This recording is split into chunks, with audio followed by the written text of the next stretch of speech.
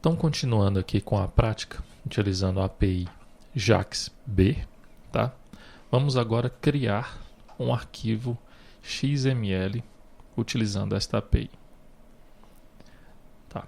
Eu já tenho criado aqui o método escreve_xml, ok? Bom, primeiramente eu tenho que instanciar um objeto da classe ObjectFactory, tá?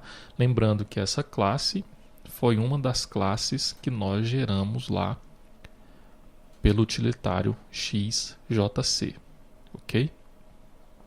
Então nós instanciamos um objeto dessa classe, nós chamamos aqui de ObjectFactory, tá? Logo após nós criamos aí um objeto da classe cadastro, ok? Essa classe cadastro também é uma daquelas que nós criamos lá com o XJC. Então criamos aqui uma classe, um objeto, né, da classe cadastro e instanciamos ela através do método createCadastro que nós temos aqui na classe ObjectFactory, ok? Bom, criamos aqui um ArrayList de pessoas, né? Vamos criar aí uma lista de pessoas, tá? E vamos instanciar este objeto através do método getPessoa aqui da classe cadastro, ok? Bom, o que eu vou fazer aqui? Eu vou popular alguns dados, né? Eu vou setar alguns dados do meu objeto pessoa, tá? Para quê? Para logo depois desses dados populados eu gerar um arquivo XML, tá? Então eu crio aqui um objeto pessoa, ok? Eu vou executar aqui um laço que vai percorrer de 0 a 10, tá? Eu instancio o objeto pessoa e vou setar aqui o ID, vou setar o nome, vou setar o e-mail, vou criar aqui um novo objeto telefone, vou setar o tipo de telefone, vou setar o DDD, setar o número, tá?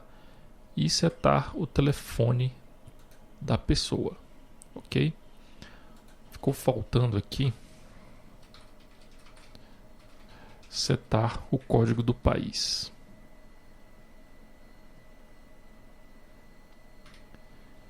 Ok. Vou deixar aqui como 0 mesmo, tá? Só para não deixar este atributo nulo, tá? Então eu setei aqui o código do país. Após setar o telefone da pessoa, o que eu vou fazer? Eu vou adicionar essa pessoa à minha lista de pessoas, tá? Então eu vou ter 10 pessoas aí cadastradas nesse meu arquivo XML, tá? Logo depois de setar os dados desse meu objeto, né, eu vou ter aí uma lista de pessoas. O que eu vou fazer?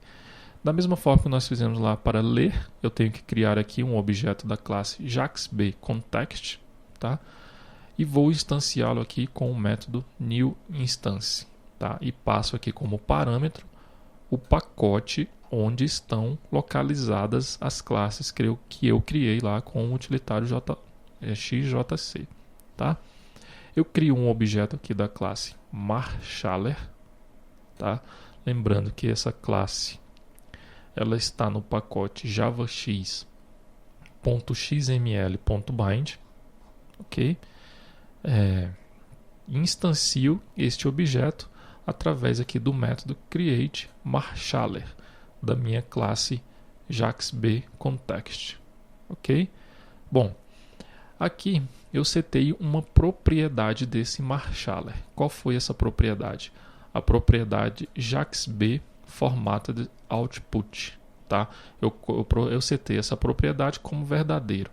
O que essa propriedade vai fazer?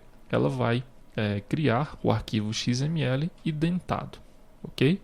Então você seta como true, ele vai criar o arquivo XML identado. Se você setar como false, ele não vai identar o arquivo, ok? Ele não vai formatar o arquivo. Bom, então logo depois de setar essa propriedade, eu chamo aqui o método Marshall, tá? E passo como parâmetro o meu elemento raiz, tá? Que é o elemento cadastro, e o arquivo que será gravado no disco, No caso aqui, eu vou gravar o arquivo teste.jaxb.xml, ok? Então vamos lá. Primeiro aqui eu vou alterar a chamada aqui para este método. O nome do método é escreve XML, ok? E agora vamos executar essa aplicação. Ok, construído com sucesso. Ele deve ter gerado aqui um arquivo na mesma pasta do projeto. Aqui está, teste.jaxb.xml. Vamos abrir este arquivo. Ok, perceba aí que ele criou aqui a declaração XML. Nós temos aqui o elemento raiz cadastro, onde nós temos 10 pessoas aí dentro desse elemento, né? Então nós temos 10 elementos pessoas, que são elementos filhos de cadastro, tá? O primeiro aqui é o ID 1, o segundo o ID 2, 3 e assim por diante, tá?